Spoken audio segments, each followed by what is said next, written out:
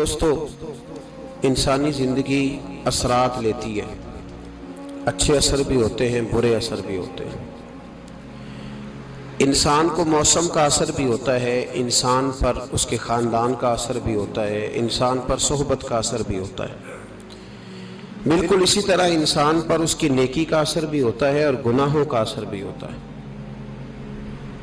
نیکی دل کو سکون دیتی ہے، گناہ انسان کو پریشان کر دیتے ہیں۔ نیکی اللہ کی رحمت کو متوجہ کرتی ہے۔ پھر حالت یہ ہوتی ہے کہ انسان اپنی ان پریشانیوں کا حل کہیں اور ڈھونڈتا پھرتا ہے، حالانکہ جب گناہوں کی بیماری لگے تو اس کی شفا توبہ میں ہوتی ہے، اس کا حل اللہ کے حضور معافی مانگنے میں ہوتا ہے، پہچاننے میں ہوتا ہے کہ مجھ سے کہاں غلطی ہو گئی، کس جگہ جا کے کمزوری میں نے دکھائی۔ ہر انسان اچھی، ٹھنڈی، خوبصورت، سکھ والی زندگی چاہتا ہے۔ اللہ کریم نے سورہ نحل کے اندر ارشاد فرمایا، من عامل صالحا من ذکر او انثی، فرمایا جو بھی اچھے عمل کرے، چاہے مرد ہو چاہے عورت ہو، وہو مؤمن، شرط یہ ہے کہ مومن ہو، فلنحیینہ حیاتا طیبہ، فرمایا ہم اسے پاکیزہ زندگی عطا فرما دیں گے، حیات طیبہ دے دیں گے اسے، پاکیزہ زندگی۔ شرط کیا ہے؟ من عاملہ صالحا، نیک عمل کرے۔ کون سے عمل کرے؟ اٹھنا بیٹھنا، کھانا پینا، چلنا سونا جاگنا محتاط ہو اس کا، وہ نیکی کرے۔ قرآن پاک کے لفظوں کے حسن پر غور فرمائیے گا، فرمایا فَلَنُحْيِيَنَّهُ حَيَاتًا طَيِّبَةً، ہم ضرور اسے پاکیزہ زندگی عطا فرما دیں، صاف ستھری زندگی، معیاری زندگی، خوبصورت شب و روز، آئیڈیل زندگی جس کو لوگ کہیں گے، وہ والی زندگی اسے دیں۔ اور دوسرے مقام پر سورہ طٰہٰ کی آیت نمبر 124 میں فرمایا وَمَنْ أَعْرَضَ عَنْ ذِكْرِی، جو ہمارے ذکر سے منہ پھیرے گا، جو ہمارا کھا کے چہرہ کسی اور طرف کرے گا، جو چلے گا ہماری زمین پر لیکن توجہ کسی اور طرف ہوگی، آسمان کی چھت ہماری بنائی ہوئی لیکن اس کے خیالات کہیں اور ہوں گے، فَإِنَّ لَهُ مَعِيشَةً ضَنْكًا، فرمایا ہم اسے تنگ زندگانی عطا کر دیں گے، اس کی زندگی تنگ ہو جائے گی، اس کی معیشت تنگ ہو جائے گی۔ گناہ زندگی کو تنگ کر دیتے ہیں، نیکی زندگی میں آسانی پیدا کرتی ہے۔ آپ کو اگر زندگی میں سکون چاہیے ہو تو آپ کسی غریب کی خدمت کر کے دیکھیں، اللہ کتنا سکون عطا کرتا ہے۔ آپ بڑے پاورفل بھی ہیں، بڑے طاقتور بھی ہیں اور بڑے باوقار بھی ہیں، لیکن کسی کو گالی دے کے آپ کا دل کبھی ٹھنڈا نہیں ہوگا، تکلیف ہوگی، اس کے اندر آزمائش ہوگی۔ ڈاکٹر ریسرچ کرتے ہیں، ڈاکٹر وہ کہتے ہیں گناہ کرنے سے آدمی جسمانی طور پر کمزور ہوتا ہے، لیکن وہی عمل اگر وہ بطور نیکی کرتا ہے تو اللہ اس میں اسے قوت عطا فرماتا ہے، اسی عمل میں اللہ اسے قوت عطا کر دیتا ہے۔ میں صرف اشارہ دے رہا ہوں، اس بات کی تفصیل میں نہیں جانا چاہتا۔ میرے عزیز یہ یاد رکھیں کہ نیکی آپ کو سکون دے گی، نیکی آپ کو ٹھنڈا کرے گی۔ اللہ تبارک و تعالیٰ نے قوموں پہ عذاب نازل کیا اور قرآن مجید فرقان حمید نے ان قوموں کے تذکرے بیان فرمائے۔ بھائی کس لیے بیان کیے؟ کہ ہم عبرت حاصل کریں، ہم یہ غور کر لیں کہ یہ کام ہم نے نہیں کرنا، اس کام سے ہم نے بچنا ہے، ہم نے غور کرنا ہے کہ یہ چیز ہمارے اندر۔ لوگ کہتے ہیں نہیں جی نہیں، ہم پہ یہ عذاب نہیں آئے گا، بالکل نہیں آئے گا، اس میں شک نہیں۔ پر اللہ نے بیان کس لیے کیا تھا؟ بیان کیا قرآن مجید معاذ اللہ کسی ایسی چیز کا بیان کرتا ہے جس کی ضرورت نہ ہو؟ قرآن پاک نے ایک ایک حرف ایسا بیان کیا جس کی مسلمان کو ضرورت تھی۔ قوم نوح کا ذکر فرمایا قرآن پاک نے، حضرت نوح علیہ السلام کی قوم کو حضرت نوح علیہ السلام نے 1500 سال سمجھایا ہے،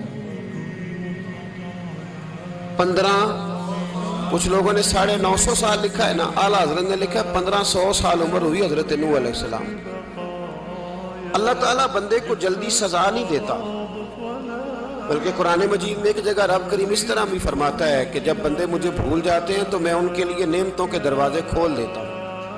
بندہ سمجھتا ہے کہ میں کچھ تو ہے نا کہ میرے اندر کہ میں جدھر جاتا ہوں خیر ہی خیر ہو جاتی ہے. وہ سمجھتا ہے کہ میری عقل ہے، حالانکہ اللہ اسے ڈھیل دیتا ہے. اللہ اسے ڈھیل دیتا ہے. گناہوں کی سزا کے 3 طریقے ہیں. ایک ہے متنبع کرنا، تنبیہ کرتا ہے اللہ، بندہ متنبع ہو جاتا ہے، یہ اللہ کا بہت بڑا احسان ہوتا ہے. ایک ہوتا ہے مہلت دینا، اور ایک تیسرا ہوتا ہے اللہ خفیہ تدبیر کرتا ہے. تھوڑا سا سمجھیے گا، انسان پر کوئی آزمائش آئی، فوراً اس کی چھٹی اس نے کہا کہ وہ فلاں جگہ غلطی کی تھی تب ایسا ہوا ہے. ہوتا ہے نا کئی دفعہ آواز آتی ہے نا اندر سے، چلیں بول دیں کچھ نہیں ہوتا آپ کو. اللہ جانتا ہے یہاں کوئی کچھ نہیں کہے گا آپ کو، اور ہماری تو ویڈیو بھی نہیں گھومتی، یعنی خبر بھی نہیں ہو کہ کس نے ہاں کر دی کس نے نہ کر دی. آپ بغیر ٹینشن کے بات چیت کریں، آج کچھ نہیں ہوتا انشاءاللہ تعالی. آتی ہے اندر سے آواز. میں آپ سے اس لیے ان چیزوں کی تصدیق کراتا ہوں کہ باقیوں کو بھی آتی ہے کہ نہیں، اس لیے تصدیق. کبھی کوئی کسی جگہ انسان پریشان ہوتا ہے تو محسوس کرتا ہے کہ وہاں مجھ سے ہوتا ہے نا جی، جس کو یہ نصیب ہو جائے بڑا خوش نصیب آدمی ہے. حضرت مولا علی فرماتے اگر تجھے دنیا میں سزا مل گئی تو بچ گیا ہے، سمجھ پھر اللہ کرم کرے گا، آخرت میں سزا نہیں دے گا. اور یہ یاد رکھ لے، وما اصابکم من مصیبت فبما کسبت ایدیکم ویعفو عن کثیر. اللہ فرماتا ہے دنیا میں تجھے جو بھی تکلیف پہنچتی ہے وہ تیرے ہاتھوں کے کرتوتوں کی وجہ سے پہنچتی ہے. ویعفو عن کثیر، فرمایا کثیر گناہ تو میں ویسے ہی معاف کر دیتا ہوں. یہ جو تیری زندگی میں دکھ ہے نا، یہ بھی میری قلیل سزائیں ہیں. یہ کثیر پر سزا، یہ قلیل ہے قلیل. یہ جو تمہاری زندگی میں تکلیفیں، انسان کو سزا ملتی. حضرت فضیل بن عیاض رحمۃ اللہ تعالی علیہ گھوڑے پہ بیٹھے تھے، گھوڑا شرارت کرنے لگ گیا، اچھلنے لگ گیا، کودنے لگ گیا. تو حضرت فضیل بن عیاض نیچے اترے، ایک کونے میں جا کے نماز کی نیت باندھ لی، 2 رکعت نماز پڑھی، پھر دیر تک استغفار پڑھتے رہے، روتے رہے، دعا کرتے رہے. واپس آئے، خادم عرض کرنے لگے حضور سمجھ نہیں آئی، گھوڑے نے تھوڑی سی شرارت کی، وہ بدکا ہے، آپ نے اس کو چھوڑا ہے اور چھوڑ کر کے آپ نماز میں لگ گئے. تو حضرت فضیل بن عیاض فرمانے لگے جب بندہ اللہ کی نافرمانی کرتا ہے نا تو جو چیزیں اس کی فرما بردار ہوتی ہیں وہ اس کی نافرمانی کرنے لگ جاتی ہیں. تو مجھے محسوس ہوا تھا کہ میں نے کہیں اللہ کی نافرمانی کی ہے، اس لیے ایسا ہوا ہے کہ میرے گھوڑے نے میری، تو میں توبہ کرنے لگا ہوں. اور اب دیکھتا ہوں بیٹھ کے بھلا کیا ہوتا ہے. میں نے سچی توبہ، حالانکہ مجھے یاد نہیں کہ میں کہاں بولا، پر کھری اور سچی توبہ کی. دوبارہ گھوڑے پہ بیٹھے تو گھوڑا بالکل صحیح ہو کے ساتھ چلنے لگ گیا. میرے بھائی جب یہ تنبیہ ہے اللہ کی طرف سے، یہ متنبع کیا جاتا ہے کہ تو بعد آ جا. بہت ساری جگہوں پہ انسان کو وقتی طور پر اگر سزا مل جائے، نبی پاک علیہ السلام کی خدمت میں ایک صحابی آئے، بات مضبوط کر دوں، واقعہ سنایا ہے نا تو کچھ لوگ سمجھتے ہیں کہ یہ واقعہ ہے، تو میں ایک حدیث پاک امام بہقی کی لکھی ہوئی عرض کرتا ہوں. نبی پاک علیہ السلام کے ایک صحابی آئے اور ان کا سر پھٹا ہوا تھا، خون بہ رہا تھا. سرکار نے فرمایا کیا ہوا؟ عرض کی حضور ایک عورت جا رہی تھی، میری نظر پڑی، ابھی نظر پڑی ہے کہ میرے آگے ستون آ گیا تو میرے سر پہ لگ گیا. نبی پاک صلی اللہ علیہ وسلم نے فرمایا تیرے لیے خوشخبری ہے، اگر دنیا میں تیری غلطی کی تجھے سزا ملی ہے تو پھر رب تجھے قیامت میں سزا نہیں دے گا. پھر اللہ قیامت میں سزا، بعض گناہ ایسے ہیں جن کی یہاں بھی سزا ملے گی اور وہاں بھی ملے، لیکن میرے بھائی پہلی بات یہ ہے کہ اللہ تعالیٰ اس غلطی کی یہی سزا دے لے اور دعا فرمائے اللہ تبارک و تعالیٰ یہاں بھی معافی عطا فرمائے وہاں بھی معافی عطا فرمائے، اللہ درگزر ہی فرمائے. لیکن میرے بھائی ایک تو یہ سزا، ایک سزا یہ ہوتی ہے کہ انسان جب گناہ کرنے لگتا ہے تو اللہ نعمتوں کے دروازے کھولتا ہے، مہلت دیتا ہے. 500 سال تک فرعون کو مہلت دی. کتنے؟ یہاں جو 5 سال حکومت کر لیتا ہے وہ کہتا ہے سب سے قابل میں ہی ہوں، مجھے مہلت بھی ملی ہوئی ہے. 500 سال مہلت دی اللہ تعالیٰ نے. اور فرعون کی قوم پر پتہ عذاب کس طرح کیا آئے تھے؟ ٹڈیاں مسلط کر دی اللہ نے. یہ گھومتی نہیں چھوٹی سی، ہم اپنی زبان میں اس کو کچھ لوگ مختلف ناموں سے یاد کرتے ہیں، کوئی مکڑی کہتا ہے، کوئی کچھ کہتا ہے. مسلط کر دی، جاتی نہیں. ان پر بنی اسرائیل کے ان مقابل جو فرعون کی قوم تھی ان پر الزام اس طرح کا عذاب آیا کہ مینڈک مسلط کر دی اللہ تعالیٰ. برتن کھولتے تھے اندر مینڈک نکلتا تھا. دنیا کی ہر دوائی استعمال کرتے تھے لیکن مینڈک نکل آتا تھا. تھوڑا سا سمجھا کریں چیزوں کو. ہمارے رنگ نہیں زیادہ گورے کہ ہم پر عذاب نہیں آتا. کوئی بہت زیادہ اللہ تعالیٰ معاف فرمائے دولت نہیں جمع کرا بیٹھے شاہی خزانے میں کہ ہم سے پوچھا نہیں جائے گا. یہ مہلت ہے, مہلت کو مہلت سمجھو. پھر جب پکڑ آتی ہے نا اللہ کریم کی, میں نے دیکھا ہے کروڑوں روپیہ 6 اولادیں. ایک شخص کے بچے باہر سے آ رہے تھے, وہ بندہ بیمار تھا. مجھے کہنے لگا حضرت جی دعا کریں میں ان کے آنے سے پہلے مر جاؤں ورنہ آ کے مجھے مار دیں گے. دعا کریں. اتنی بے سکونی, کروڑوں روپیہ پڑا ہے تو یہ عذاب نہیں؟ کوئی ضروری ہے کہ پتھر ہی برسیں گے تو سمجھ آئے گی؟ یہ جو سگا بیٹا بوڑھے باپ کے قریب سے گزر جاتا ہے سلام نہیں لیتا تو اس کو عذاب نہیں سمجھتے؟ یہ جو امت کی بیٹیاں, امت کی بچیاں, ہماری بچیاں ایک سال کے اندر 75,000 ہزار بچی ایک ڈویژن سے بھاگ کے شادی کر رہی ہے اور ایک صوبے سے, تو اس کو آپ اللہ کا عذاب نہیں سمجھتے؟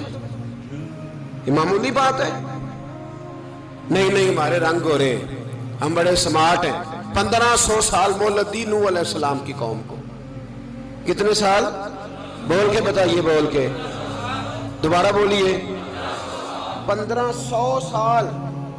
کوئی آدمی اپنی سمارٹنس پہ خوش نہ ہو جائے کہ 20 سال ہو گئے میں تو نافرمانی بھی کر رہا ہوں, روٹی بھی پک رہی ہے, میں تو حرام بھی کھا رہا ہوں, پھر بھی سب ٹھیک ہے.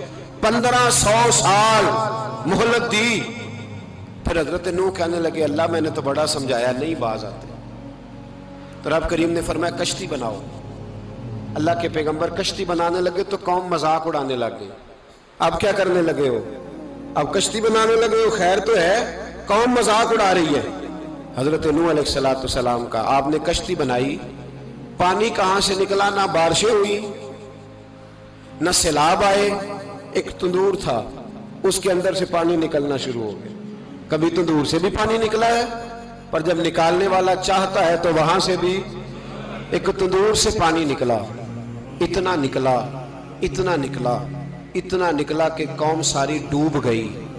قرآن مجید کے صفحات شہادت دیں گے کہ حضرت نوح کی قوم کا بچہ بہ گیا.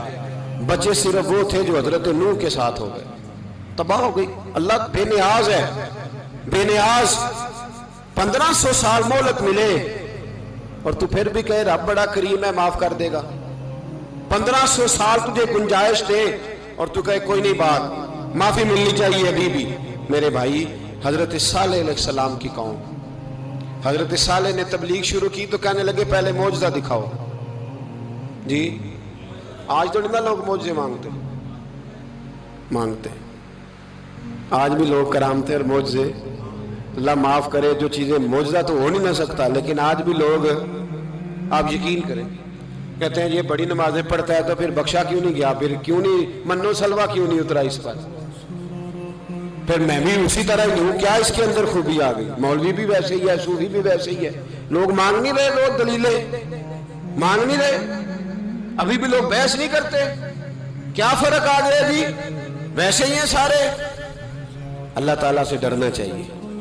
ہمیں سامنے والے کی طرف دیکھ کر صحیح ہونے کا حکم نہیں ہے, ہمیں اپنی اصلاح کا حکم ہے. اپنی طرف دیکھ کے اپنے آپ کو ٹھیک کرنے کا. الزام لگا کے گزر جانا اس کا کوئی مطلب. سنو اور یاد رکھو, حضرت صالح علیہ السلام سے کہنے لگے پہلے معجزہ دکھائیں. تو حضرت صالح علیہ السلام نے فرمایا اونٹ کہاں سے پیدا ہوتے ہیں؟ کہا اونٹنی کے بطن سے.